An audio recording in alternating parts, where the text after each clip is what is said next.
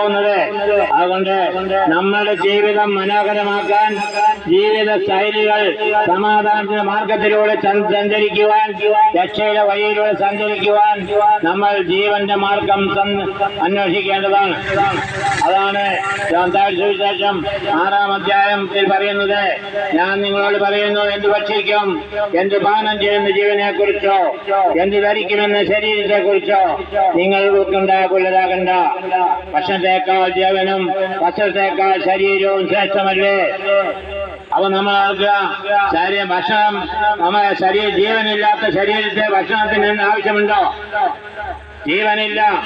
ഭക്ഷണം കൊണ്ട്, മനോഹരമായ രുചികരമായ ഭക്ഷണം കൊണ്ട് അതിന്റെ മുമ്പിൽ കൊണ്ടുവച്ചാൽ ആ ഭക്ഷണം ആ ജീവനില്ലാത്ത ശരീരം തിരിഞ്ഞു നോക്കുവോ? നല്ല വസ്ത്രമാണ്, പുതിയ വസ്ത്രമാണ്, നല്ല മോടിയുള്ള വസ്ത്രമാണ്. പക്ഷേ ജീവനില്ലാത്ത ശരീരത്തിന് ആ വസ്ത്രം എനിക്ക് വേണമെന്ന് പറയാൻ പറ്റുമോ? അതാണ് പറഞ്ഞത്, ഭക്ഷണത്തെക്കാൾ ജീവനും വസ്ത്രത്തെക്കാൾ ശരീരവും ശ്രേഷ്ഠമല്ലേ?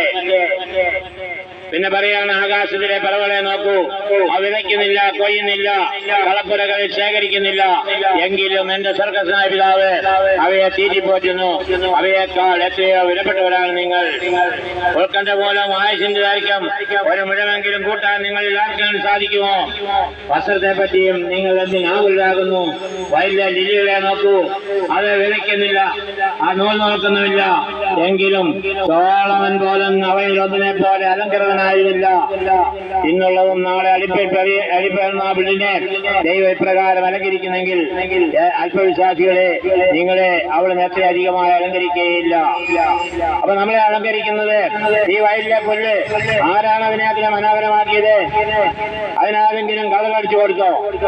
അതിന്റെ പുഷ്പങ്ങളെല്ലാം ദൈവം ഇങ്ങനെ മനോഹരമാക്കുന്നെങ്കിൽ നമ്മളെ സൃഷ്ടിച്ച ദൈവം, നമ്മൾ തന്റെ ഛായ സൃഷ്ടിച്ച മനുഷ്യനെ അവ മനോഹരമാക്കാൻ ദൈവത്തിന് കഴിയില്ലെന്നാണോ നമ്മൾ വിചാരിക്കുന്നത്?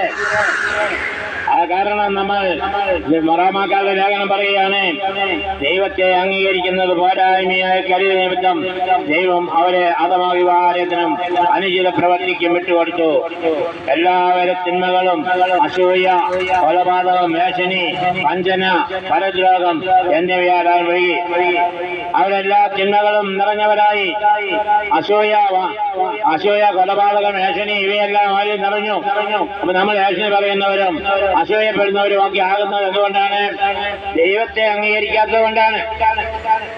ദൈവത്തെ അംഗീകരിക്കുക എന്ന് പറഞ്ഞാൽ, ഞാൻ ദൈവത്തെ സ്നേഹിക്കുക എന്ന് പറഞ്ഞാൽ, ഞാൻ നിന്നെപ്പോലെ അയക്കാരനെ സ്നേഹിക്കാൻ പറഞ്ഞാൽ നീ ആദ്യം നിന്നെ സ്നേഹിക്കണം. നിന്നെ സ്നേഹിക്കുക എന്ന് പറഞ്ഞാൽ